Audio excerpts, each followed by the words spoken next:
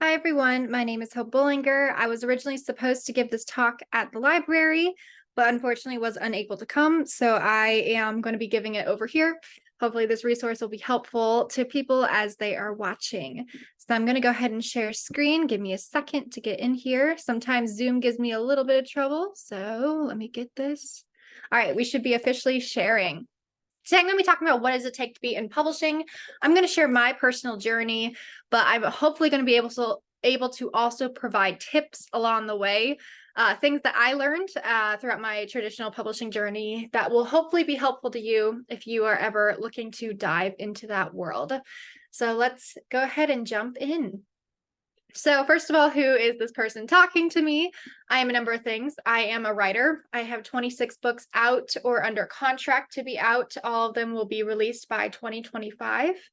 I work at a publishing house, so I publish books. We'll talk a little bit later about what all that means. Former literary agent, we'll discuss what that means too, and an editor. So I also edit books. Basically anything you can think of having to do with books, I probably have done it at one point. So I've done a lot of different things.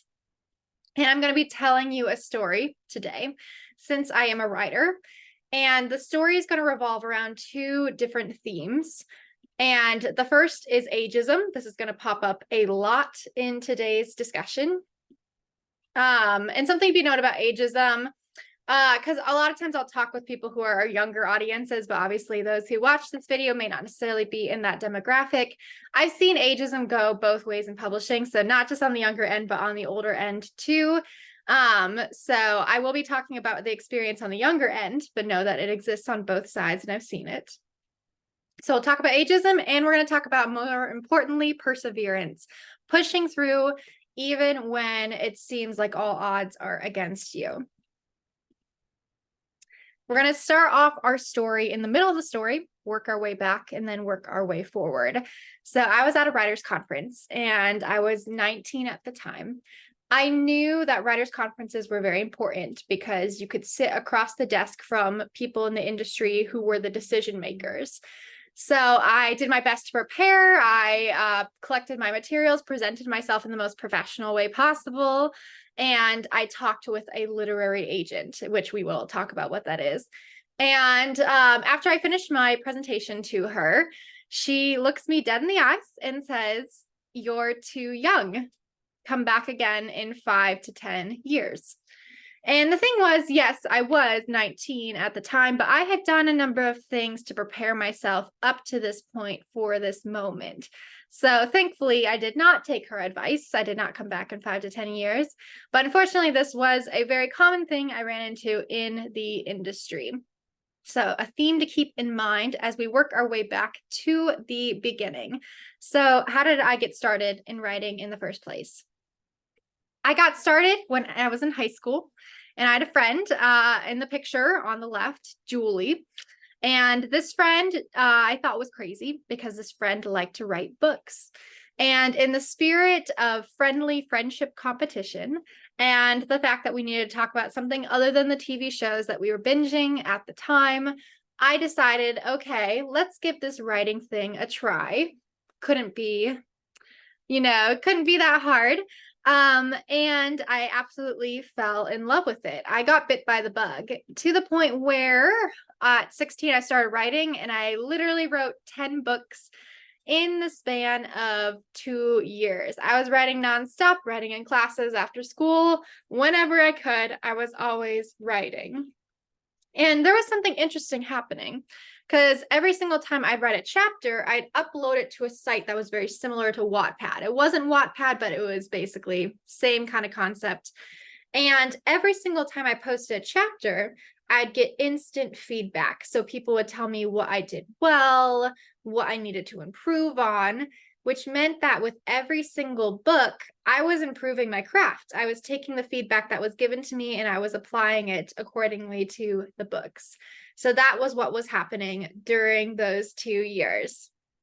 And I kept developing my craft so much that by the time I was 17, I decided, okay, I think I'm ready to get in front of some agents and editors since we have about 10 books under our belt at this point. So I started querying and I learned really, really quickly you get a lot of rejections or you don't hear back a lot. I learned that there were 3 different types of rejections in this industry. The most common one is they just don't respond. You won't get any sort of response whatsoever. Most common, very similar to when you apply for a job. No matter how many cover letters personalized that you send out, sometimes you just don't hear back. Second most common type of rejection is a form rejection. So basically boilerplate, what they send to everyone, and you will get the majority of those if you do get a rejection. And then the most rare kind is personalized feedback. What that means is they tell you what you did well, but ultimately why they ended up passing on it.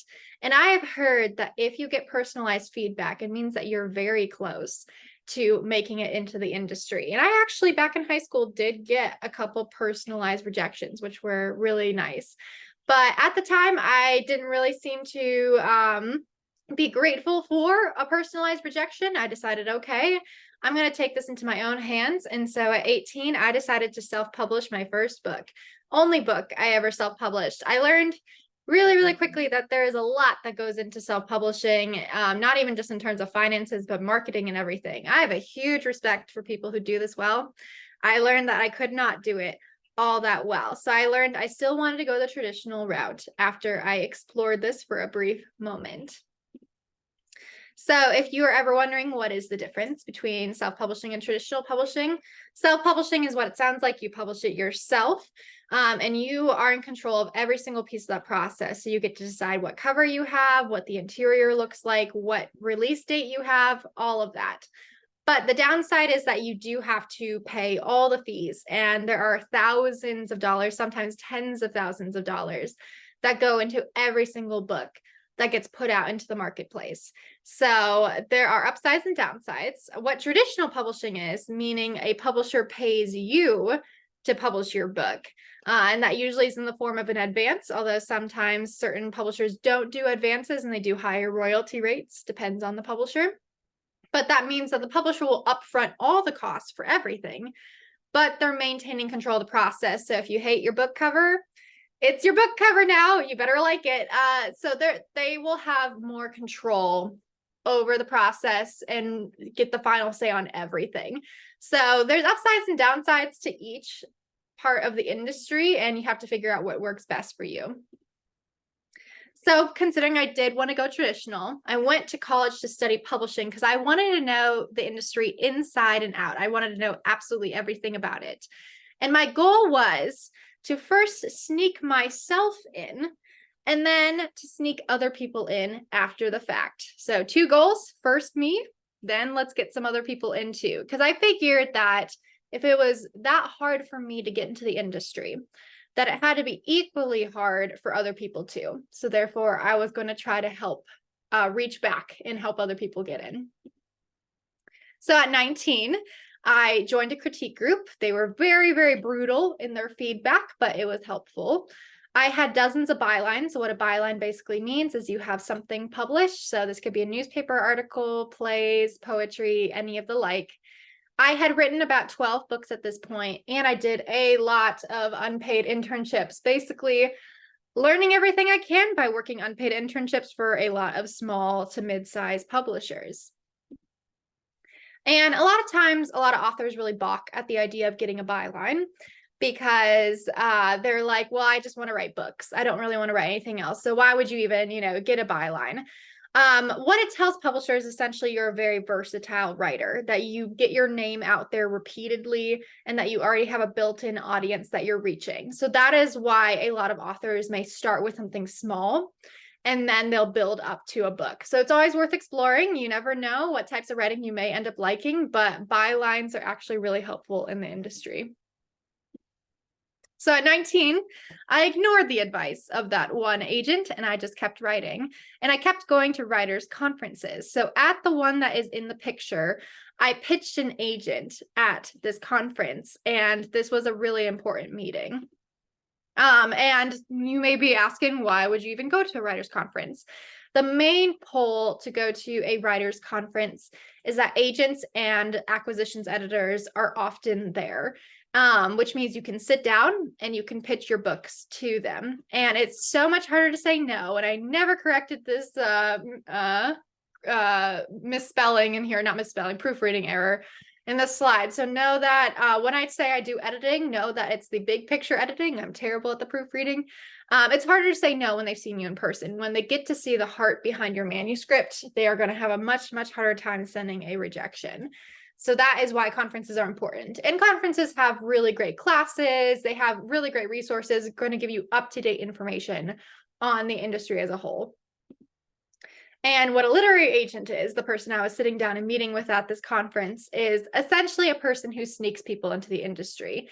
Not only can they get you into most publishers, because 90% of publishers now only accept agented submissions, but they can also negotiate contracts for you. They could be a mediator in case you're having trouble with one of your publishers. They do a lot of different things. So they are essentially a necessity now.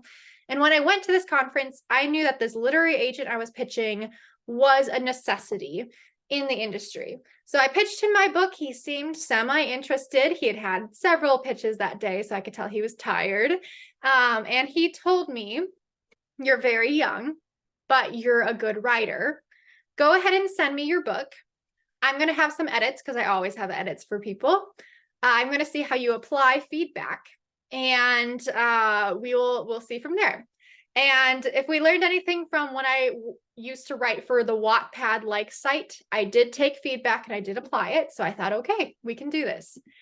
So he sent me 100 hours of edits. It was a lot, but I wanted to prove I could do it. So I did them in about a week, a little bit over a week. I was working a number of jobs that summer, so I had to squeeze it in whenever I had time, but I did it.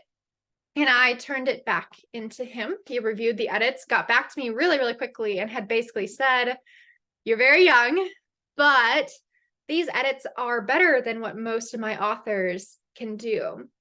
So I'm thinking at this point, okay, where can you give me a contract then? Can I sign with you? If I am doing better edits than most of your clients, then surely this is going to be a really good partnership. Can you sign me on? So of course he had more edits and he sent them. And I said, okay, we'll do these again.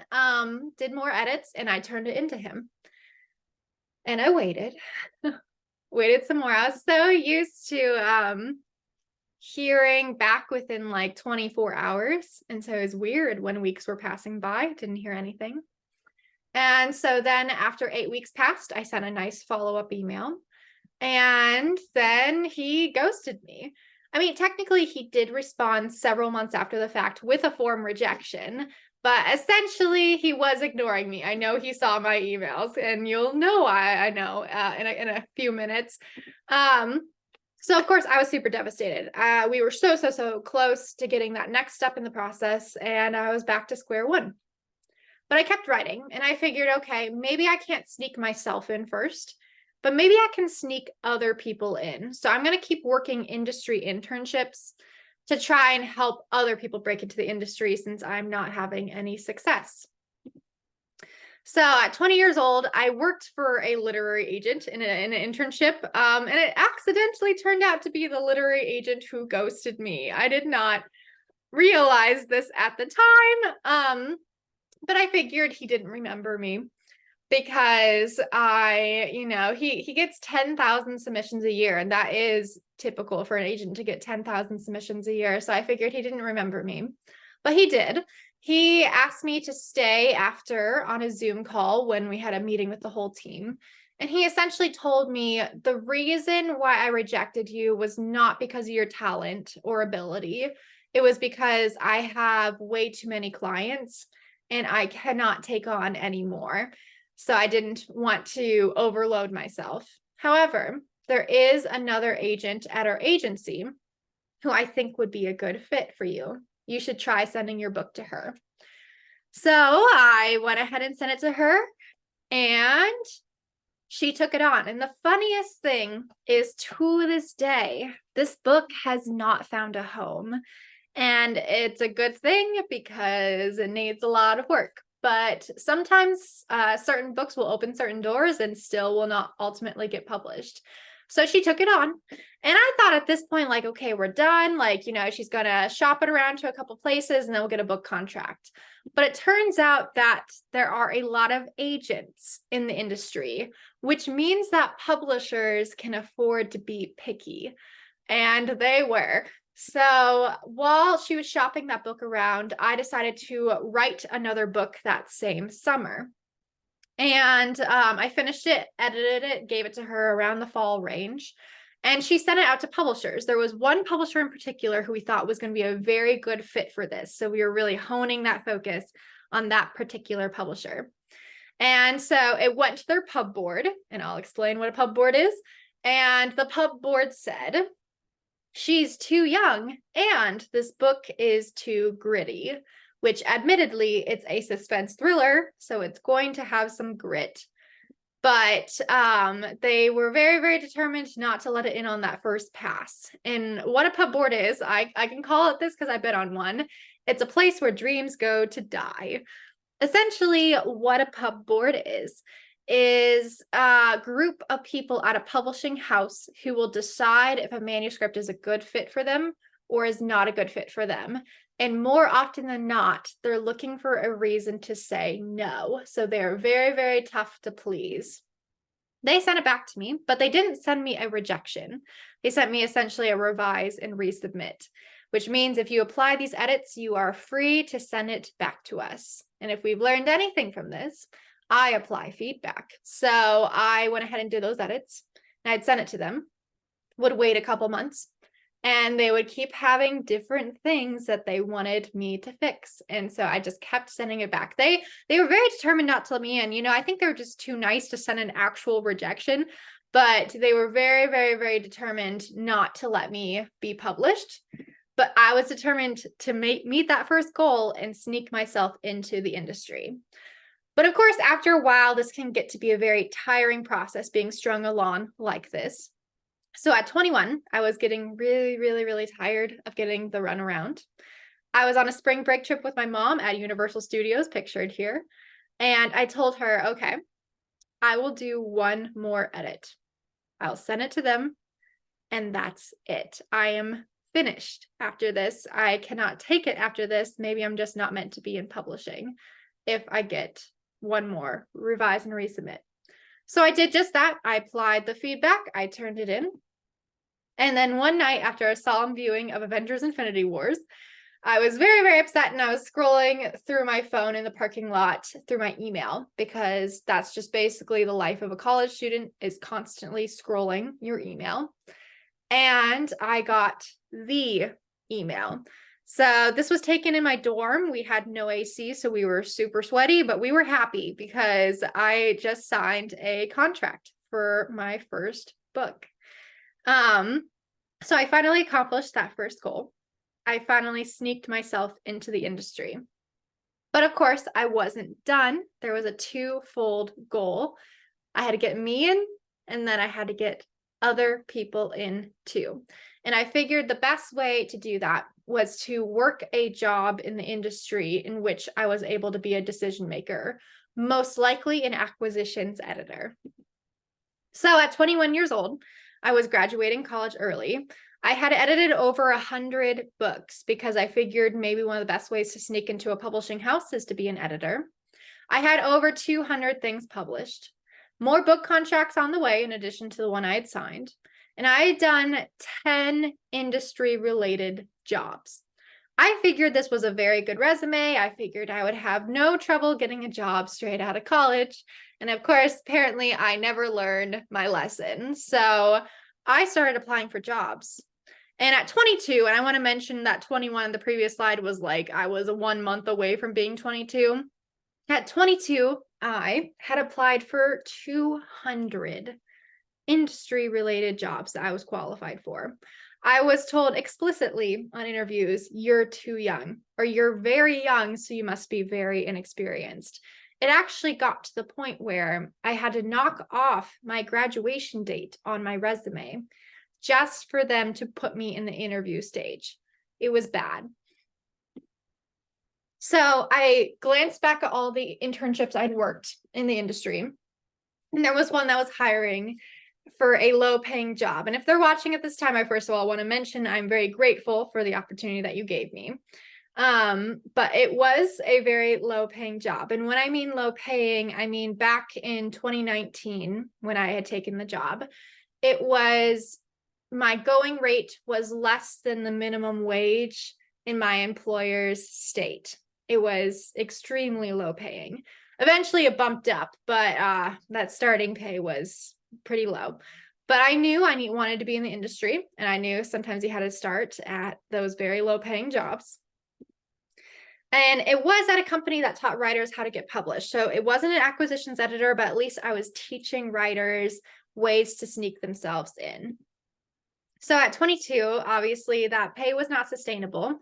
So I was working 7 jobs, literally, to make ends meet, because my parents had made it very clear to me that they didn't want me to be in the house after 22. So I moved into the house that I'm teaching from, went paying off mortgage, and this was happening right as the pandemic hit. And when the pandemic hit, a third of my income got knocked out because certain freelance jobs, their accounting was not in office, so it took several months for certain paychecks to come in. So I was working paycheck to paycheck at 22 years old. I knew this was not sustainable. I knew eventually I needed to get a full-time job. And at one of the 7 jobs, I was writing for an online journal. So I applied to a full-time job at that job I was freelancing at, and I got a job in online journalism. Wasn't exactly publishing, but I was no longer working 7 jobs. And at the time I figured, okay, I am working currently as a literary agent. I'm not a literary agent anymore, but I was at the time.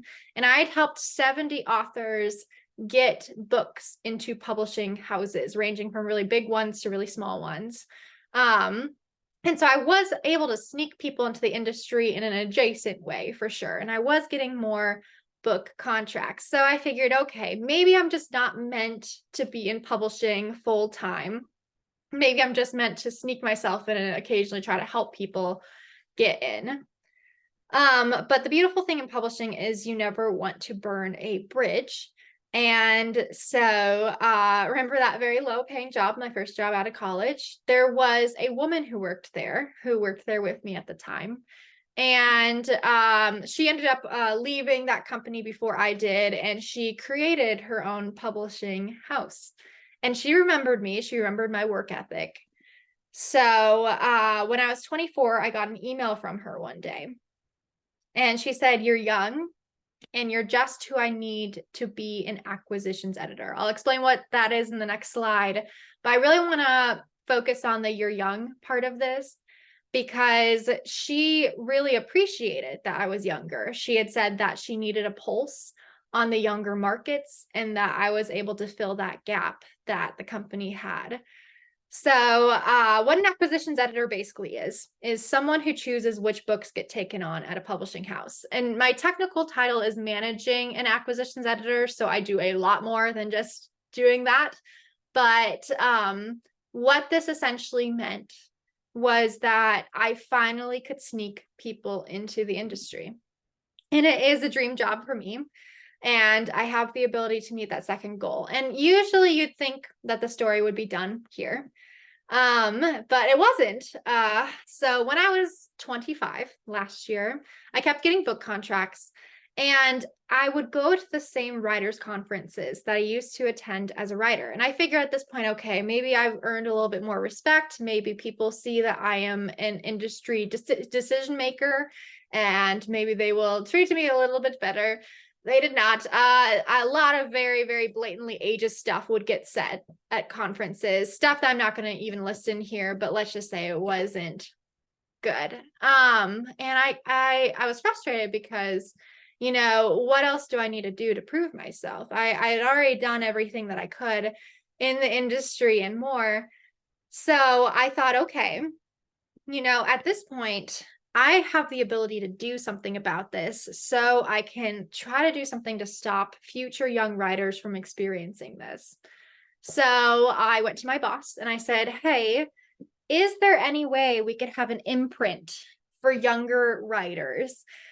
since there just aren't many opportunities in the industry, or there are blatantly ageist things in the industry preventing people from being published. And if you want to know what an imprint is, think of it as like a baby publishing house. So think as a publishing house as like a big house, and an imprint is a little house in that house. And I wanted one of those little houses for young writers. And she said yes. I want to be very clear. I did not come up with the name of this publishing company. I'm not egotistical. It was actually my boss, but we made Generation Hope, which is a publishing imprint that publishes the work of authors who are between the ages of 10 to 24. We have our first title releasing this summer, so we're really excited.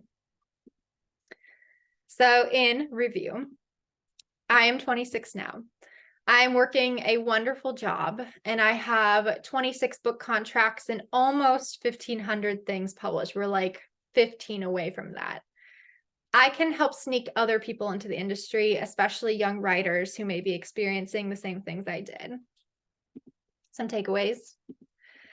Don't let anyone look down on you for any reason. In my case, it's age, but don't allow what people are thinking is a setback to block you from pursuing that dream in this industry. There's going to be pushback. People still tell me I'm too young, and it doesn't help that I have a younger face, but I will still get told all the time at conferences just how young I am and just how inexperienced people think I probably am. Know that there's always going to be pushback. People have preconceived notions. Keep going anyway. All right, we're going to stop it right there, and I'll end it here, but I hope this was helpful, and hopefully this was encouraging and also maybe enlightening as to everything that kind of goes into the publishing process.